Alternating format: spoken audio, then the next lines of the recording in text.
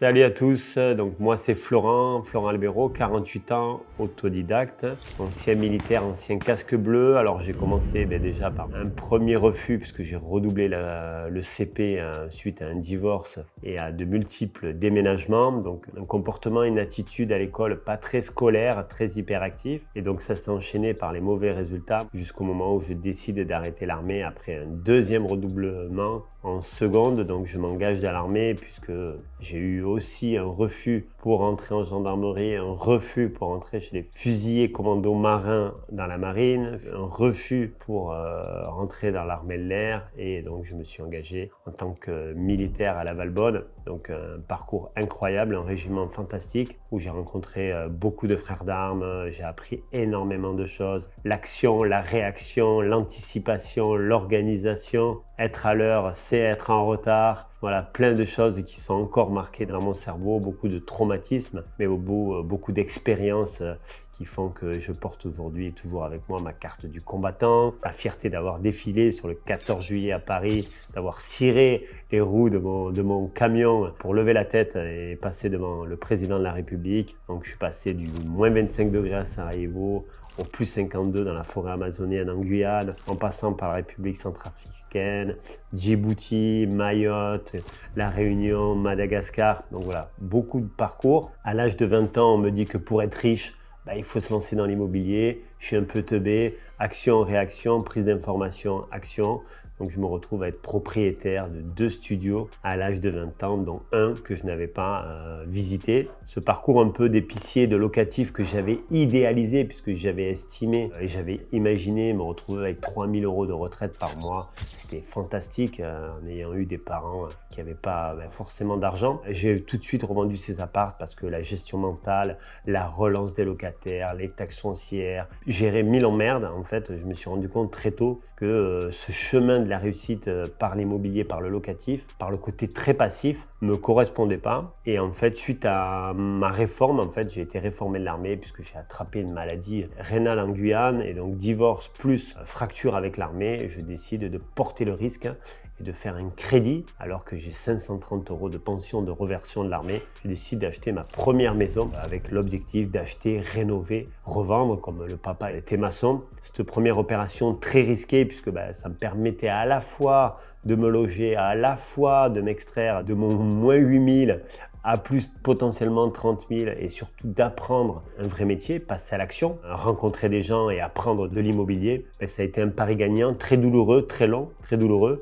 Et puis j'ai enchaîné, une fois, 2 fois, 3 fois, 4 fois, 5 fois, jusqu'au moment où une rencontre a fait que j'ai compris qu'il existait le métier de marchand de biens où on pouvait réaliser des plus-values clairement sans faire le moindre travaux, sans faire le double des clés. Les gens se moquaient de moi parce que je faisais 0 travaux, aucune démarche. Et donc, mon business model, c'était uniquement de la négociation, Donc, j'ai enchaîné les opérations sur un département, puis un deuxième, puis un troisième, puis un quatrième, puis un cinquième, puis un 10e, puis un 20e, puis même un 30e département, donc un peu sur toute la France. Aujourd'hui, je représente avec WIM, avec mon entreprise, je représente plus de 55 départements en France, dont la Corse depuis une petite semaine. Et donc, j'ai commencé par les petites maisons à rénover, puisque j'avais déjà la sortie, j'avais déjà le client final. Et puis après, j'ai fait des caves coopératives. Après, j'ai acheté des ensembles immobiliers, des maisons en ruine, des maisons en péril, de l'immeuble, des lots de parking.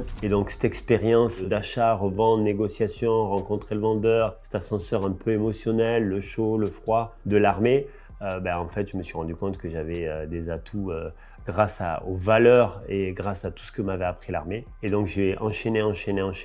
J'ai enchaîné aussi les erreurs puisque j'ai commencé à me disperser. J'ai commencé à prendre mon chausse-pied pour essayer d'être à la fois investisseur, rénovateur, marchand de biens, conservateur. Donc je me suis un peu dispersé, je me suis cherché. Donc j'ai multiplié les erreurs d'investissement, j'ai fait un excès de confiance, je me suis fait aussi arnaquer parce que j'ai voulu monter une chaîne de restaurants, j'ai fait l'import-export au Maroc, j'ai eu 4 agences immobilières, donc je suis allé d'échec en échec en échec. Et tout ce fruit d'échec, toutes ces pertes financières, ces pertes matérielles, ces relations humaines perdues, tout ce background toute cette série d'opportunités, toute cette série de création d'entreprises, donc j'en ai eu plus d'une quinzaine, a fait que un premier burn-out où je suis allé vivre au Panama pour essayer de savoir où était le sud et le nord. J'étais complètement anéanti, perte d'estime, perte de confiance, perte d'envie, perte de courage. Et donc ce parcours un peu avec le Panama a été un vrai déclencheur en me disant que il m'avait rien pris, même si j'avais pas de matériel, j'avais vraiment un bon savoir-être, j'avais un bel état d'esprit et surtout j'avais un vrai savoir-faire. Donc je suis revenu plus fort du Panama et là j'ai commencé à m'installer sur Bordeaux, à réaliser des opérations. Au lieu de réaliser des opérations à 300, 400, 500 000 euros de chiffre d'affaires, je commençais à aller sur des sujets à 500 000, 1 million, 2 millions, 3 millions, jusqu'à 5 millions d'euros de chiffre d'affaires. Donc j'ai vu plus grand, j'ai vu plus gros.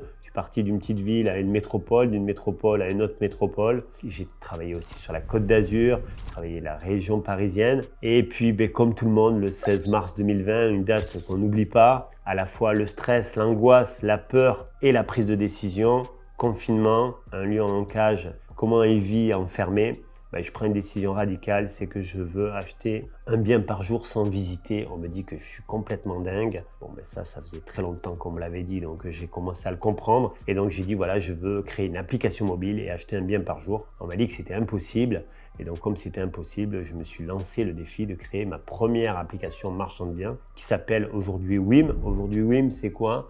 C'est 3700 apporteurs d'affaires professionnels de l'immobilier. C'est une plateforme dite B2B, une plateforme qui permet de chatter avec un membre de mon équipe, qui permet de déposer des opérations de marchand de biens et on garantit une offre d'achat en paiement comptant, quelle que soit la taille, le secteur, le budget et le volume de dossiers envoyés, dans la mesure où on est sur une opération terrain avec ou sans maison, sur lequel il y a un détachement parcellaire possible. Avec l'équipe, c'est plus de 900 offres d'achat, 750 offres d'achat en 2022, 97% de non, 3% de oui. Et aujourd'hui, donc, je suis fier d'annoncer que j'ai plus de 200 partenaires. On est présent sur 55 départements et on réalise en moyenne plus de 150 études de dossiers par mois. Et donc l'ambition de WIM, c'est structurer le marché, transmettre aussi bien à mon fils qui va me rejoindre en alternance que mes 200 partenaires, transmettre mon savoir-faire, transmettre mes erreurs, mon process, mon mindset,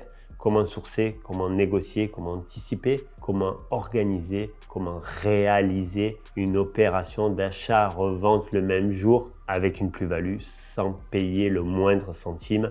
Donc je vais transmettre tout mon savoir-faire. J'ai aussi le défi de me lancer sur les réseaux sociaux puisqu'il y a 4 ans, quand j'ai lancé mon application, j'ai décidé de me lancer sur LinkedIn. Aujourd'hui, vous êtes plus de 70 000 à me faire confiance et le défi aujourd'hui, c'est de à la fois transmettre et qu'on voie un peu ma bouille sur TikTok, sur Instagram et pourquoi pas sur YouTube. Donc je tenais vraiment à vous remercier pour cette écoute et je vous dis à très vite.